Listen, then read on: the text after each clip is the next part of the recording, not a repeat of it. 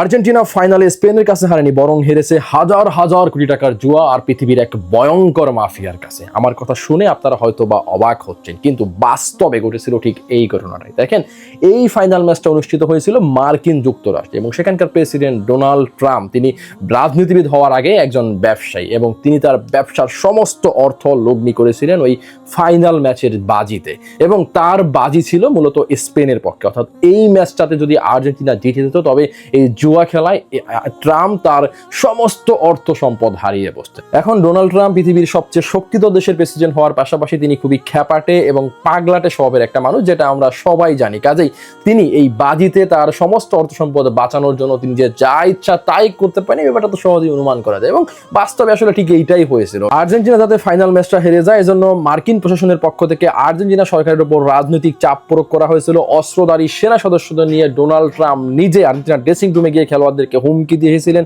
এবং এর পাশাপাশি আর্জেন্টিনার খেলোয়াড়দের যে পরিবারের যেসব সদস্যরা আমেরিকাতে খেলা দেখতে গিয়েছিল তাদেরকে গুম করে ফেলা হয়েছিল, এবং শেষ পর্যন্ত যা হওয়ার তাই হয়েছিল। সবকিছু ঘটেছিল ডোনাল্ড ট্রাম্পের ইচ্ছাতে। শেষমেশ নিজেদের এবং নিজেদের পরিবারের সদস্যদের জীবন বাঁচাতে আর্জেন্টিনার খেলোয়াড়রা স্পেনের কাছে এই ফাইনাল খেলাটা ইচ্ছা করে হেরে যেতে বাধ্য হয়েছে। এতে ডোনাল্ড ট্রাম্পের জয় হয়েছে, তবে আর্জেন্টিনার পাশাপাশি হেরে গেছে পুরো ফুটবল খেলাটাই। আমি খুবই বিশ্বস্ত সূত্রের বরাত দিয়ে এই কথাগুলো বললাম, আস্তে আস্তে আরো অনেক বিষয় বের হয়ে আসবে। দেখেন, আপনি যদি এখন প্রতিপক্ষ দলের সমর্থক হয়ে থাকেন, আপনার কাছে এই কথাগুলো বিশ্বাসযোগ্য নাই মনে হতে পারে। আপনি আমার পোস্টে হারিয়ে দিতে পারেন, কমেন্টে যা খুশি তাই মন্তব্য করতে পারেন, কিন্তু আমরা যারা মনে প্রাণে একনিষ্ঠভাবে আর্জেন্টিনাকে সমর্থন করি, আমাদের কাছে আসলে এই বিশ্বকাপের চ্যাম্পিয়ন দলটা আর্জেন্টিনা। আপনি যদি আমাদের মতো আর্জেন্টিনার একনিষ্ঠ সমর্থক হয়ে থাকেন, লিওনেল মেসির হাতে আরো একবার বিশ্বকাপ দেখার স্বপ্ন দেখে থাকেন, আপনি অবশ্যই এই ভিডিওটা শেয়ার করে দিবেন এবং কমেন্ট বক্সে আপনার মূল্যবান মন্তব্য জানাবেন।